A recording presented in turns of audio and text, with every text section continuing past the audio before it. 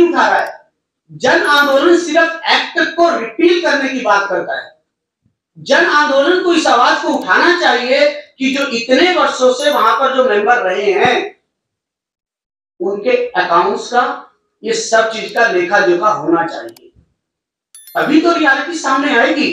बुद्ध गया मठ का जो 28,000 एकड़ जमीन होता था ब्रिटिश टाइम में, वो कहां गया, ये बात भी उठनी चाहिए।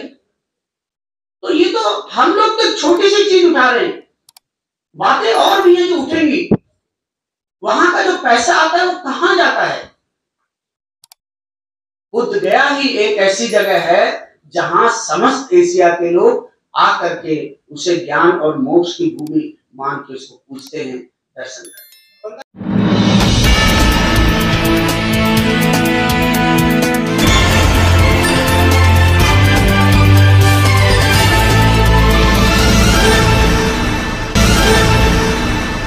बनते जी, आज की अगर वस्तु स्थिति के बारे में हम जानना चाहें कि आपकी दो मांगे मुख्य है, एक तो महाबोधि विहार को मुक्त किया जाए, दूसरा बीटीए के तहत जो कानून 1949 वाला है उसे रद्द किया जाए।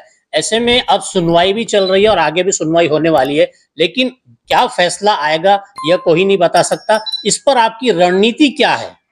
देखिए, रणनीति जो है, जो विद्वान लोग हैं अभी एक मीटिंग दिल्ली में कर रहे हैं और जो आंदोलन को चलाने वाले लोग हैं हम लोग उनके साथ बैठ करके तय करेंगे। लेकिन जो सबसे बड़ी चीज है वो हमको समझनी चाहिए कि जो हमारा आंदोलन है वो सरकार के खिलाफ है। सरकार ने बीटी एक्ट बना करके, गलत एक्ट बना के उस पर अपना कब्जा कर रखा है और उसको अपने ढंग से वहां पर पुरोहित और पंडों को बैठा करके बुद्ध की धरोहर का अपमान किया जाए, बौद्धों की भावनाओं का अपमान किया जाए।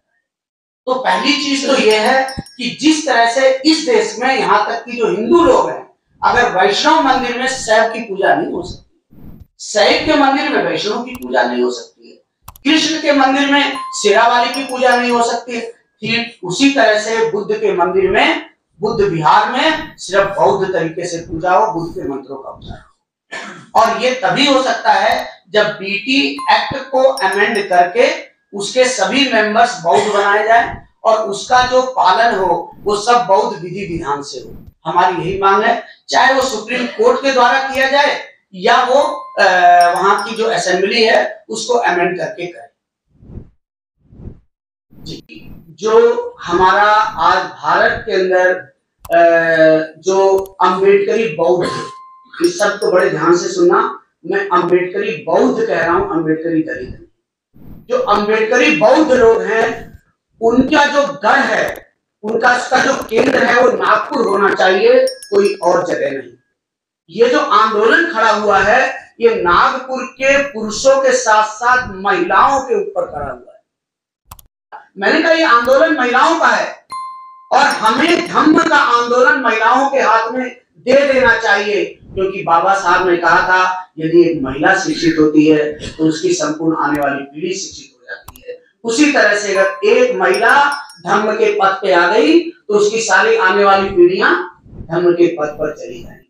और 12 फरवरी को जब वहां पे लाइन लगी हुई थी, एक सर्पेंटाइन लाइन थी जो अंदर से शुरू होती है, वो मेरे ख्याल से 1 किलोमीटर की होगी, बाहर दुकानों तक थी और वो महिलाओं की लाइन थी, अलग थी। महिलाओं की लाइन में एक पुरुष नहीं था। ये जो आंदोलन शुरू हुआ है अद्वितीय आंदोलन है, महिलाओं के द्वारा शुरू किया गया है और नागपुर से महिलाएं उठ करके वहां गई हैं। इससे, इस आंदोलन को से राजनीतिक लोगों को दूर रहना चाहिए। जो भी राजनीतिक लोग अपनी संस्था बना करके आंदोलन को हाईजैक करना चाहते हैं उन्हें इससे दूरी रखना चाहिए और उन्हें सहयोग देना चाहिए। जैसे किसी ने पार्लियामेंट में दिया, आना चाहिए, सामने बैठना चाहिए।